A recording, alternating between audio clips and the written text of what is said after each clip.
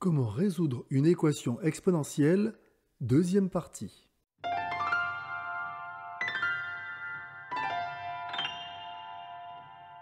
Soit une fonction petit u définie sur grand R. Pour résoudre l'équation u de exponentielle de x égale 0, il est nécessaire de savoir résoudre d'abord l'équation u de x égale 0, on va même dire u de grand X égale 0, et par la suite, il faudra résoudre l'équation e exposant petit x égale grand X. On va voir un premier exemple. Si u est une fonction affine, donc il existe un réel petit a et un réel petit b, tel que pour tout réel petit x, u de x égale ax plus b. Pour résoudre l'équation u de exponentielle de x égale 0, ce qui revient d'ailleurs à avoir a fois exponentielle de x plus b égale 0, on va d'abord trouver la solution de l'équation u de grand X égale 0. A fois grand X plus b égale 0 si et seulement si grand X est égal à moins b sur a. Et donc maintenant, nous allons tenter de résoudre l'équation exponentielle de petit x égale grand X égale moins b sur a. Il faut évidemment que moins b sur a soit positif, c'est-à-dire que b sur a doit être négatif strictement. Et si c'est le cas, alors à ce moment-là, petit x sera égal à log de moins b sur a. Donc, c'est très important, je ne peux résoudre cette équation que si moins b sur a est strictement positif. Et c'est que dans ce cas que je pourrai évaluer le logarithme népérien de moins b sur a. Et ce sera ma solution. Exemple 2. Si u est une fonction polynôme du second degré. Alors il existe des réels petit a, petit b et petit c, tels que pour tout réel x, u de x est égal à ax carré plus bx plus c. Pour résoudre l'équation u de exponentielle de x égale 0, on va d'abord trouver la solution de l'équation u de grand X égale 0. A fois grand X au carré plus b fois grand X plus c égale 0. Si on veut résoudre cette équation, on va chercher son discriminant. Grand delta égale b carré moins 4ac. Alors tout d'abord, si delta est strictement positif, alors il y a deux racines.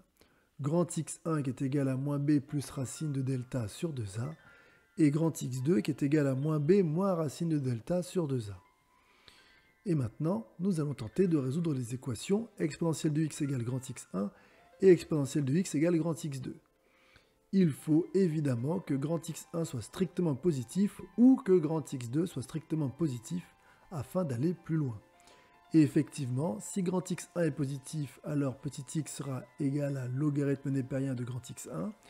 Et si c'est grand x2 qui est positif, alors petit x sera égal à logarithme népérien de grand x2.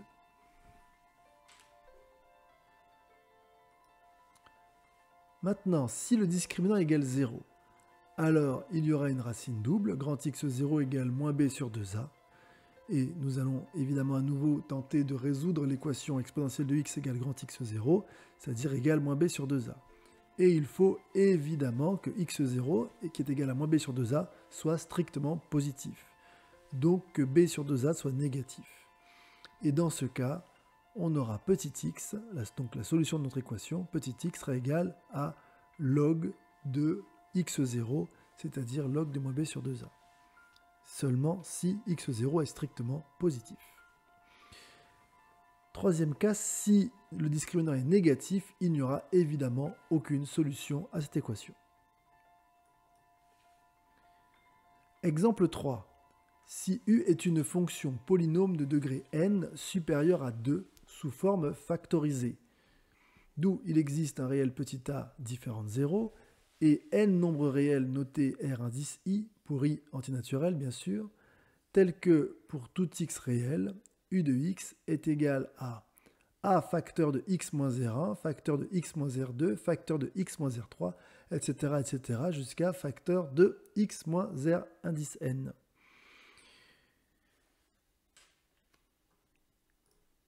Donc pour résoudre l'équation u d'exponentielle de x égale 0.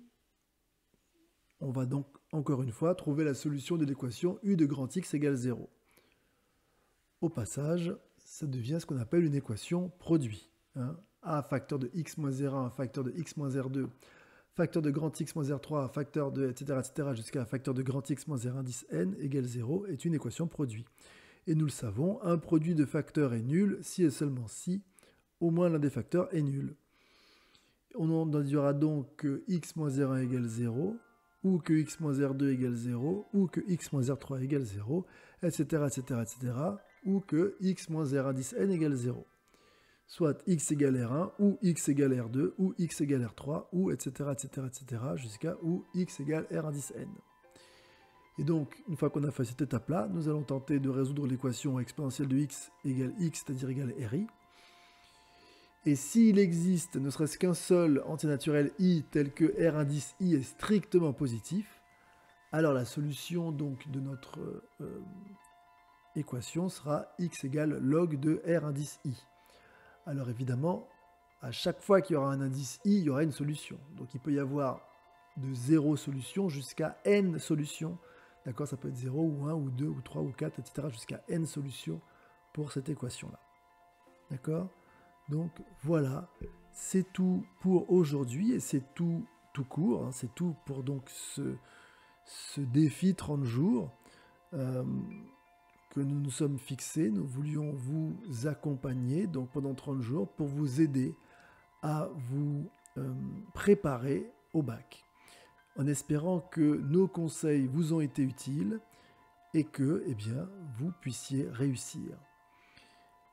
Nous vous disons donc à bientôt. Nous allons effectuer une correction du sujet métropole bientôt en direct sur cette chaîne. Je vous dis à bientôt. Et bon courage. Réussissez cet examen.